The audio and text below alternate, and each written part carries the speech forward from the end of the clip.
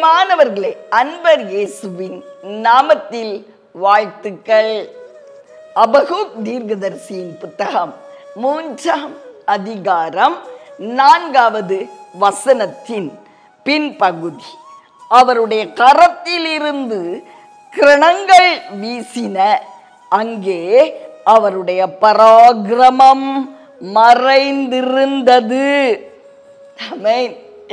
அவருடைய கரத்தில் இருந்து என்னது வீசிச்சுதான் தீர்க்கதரிசி பார்க்கிறார். தேவனுடைய கரத்தில் இருந்து கிரணங்கள். எப்படிப்பட்ட பராக்கிரமம் நிறைந்த கரம் பார்த்தீங்களா? பராக்கிரமம், மகிமை. அவருடைய கரத்துல என்ன இருக்கு? மகிமை நிறைந்த கிரணங்கள் போன்ற வெளிச்சம், கதிர்கள் வீசுதான் அவருடைய கரம். பராக்கிரமம் நிறைந்த அந்த கரம் ஒரு மனிதனை தொடும் பொழுது அவனுடைய வாழ்க்கை மாறிவிடும். பிரியமானவர்களே, கிரணங்கள் அப்படின்னு சொன்னா மகிமை, பராக்கிரமம் மறைந்திருக்கிறது அப்படின்னு சொன்னா வல்லமை. அவருடைய வல்லமை அவருடைய கரத்துல காணப்படுகிறது. மகிமை அவருடைய கரத்துல காணப்படுகிறது. பிரியமானவர்களே, வெளிச்சமான கதிர்கள், வல்லமை நிறைந்த கதிர்கள் அவருடைய கரத்துல இருந்து வீசிட்டே இருக்கான். யோசிச்சு பார்க்கணும். காலையிலே அவருடைய மகிமையை யோசித்து பாருங்கள்.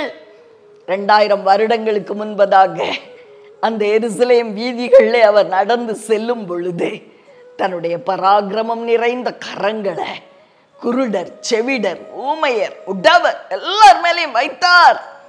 தொட்ட யாவரும் சொஸ்தமானார்கள். இன்னைக்கு காலையிலே கிரணங்கள் வீசுகிற, பராக்கிரமம் மறைந்திருக்கிற அவருடைய கரத்தை நம்ம மேல வச்சு நம்முடைய வாழ்க்கையை மாற்றும்படி ஜெபிப்போமா? ஒரு தடவை அவர் தொட்டால் போதும். பிரியமானவர்களே, ஒரு மனிதனுடைய வாழ்க்கை அப்படி யூட்டர்ன் எடுத்துரும். அப்படிப்பட்ட பராக்கிரமம் அவருடைய கைக்குள்ள மறைஞ்சிருக்கான். மகிமை மறைந்திருக்கிறதா. வல்லமையான கதிர்கள் அவருடைய கரத்தில் இருந்து புறப்படுகிறது. இப்ப நாம் எல்லோரும் சிரம் தாழ்த்தி அப்படிப்பட்ட கிரணங்கள் வீசுகிற பராக்கிரமம் நிறைந்த அவருடைய கரத்தை நம்ம மேல வைக்கும்படி நாம் ஜெபிப்போமா? பிரியமானவர்களே, உங்களுக்காக நான் ஜெபிக்க விரும்புகிறேன். அன்பின் பரலோக தகப்பனே, அருமையான எங்கள் நல்ல ரட்சகா நாதா, ஆவியானவரே, அன்பான தெய்வம் அப்பா, அவருடைய கரத்தில் இருந்து கிரணங்கள் வீசின, அங்கே அவருடைய பராக்கிரமம் மறைந்திருக்கிறது. சுவாமி, இவ்வளவு ஒரு மகிமையான கரம் ஐயா, இந்த காலை வேளையிலே நாங்கள் எல்லோரும் சிரம் தாழ்த்தி உங்க முன்னாடி நிக்கிறோம்ப்பா. அப்பா, உம்முடைய பிள்ளைகள் யாரெல்லாம் இப்பொழுது உங்க முன்னாடி சிரம் தாழ்த்தி நிற்கிறாங்களோ எல்லாரையும் தொடும் உம்முடைய கரத்தில் இருந்து கிரணங்கள் மகிமை வீசட்டும், வாழ்வு மாறட்டும் அப்பா.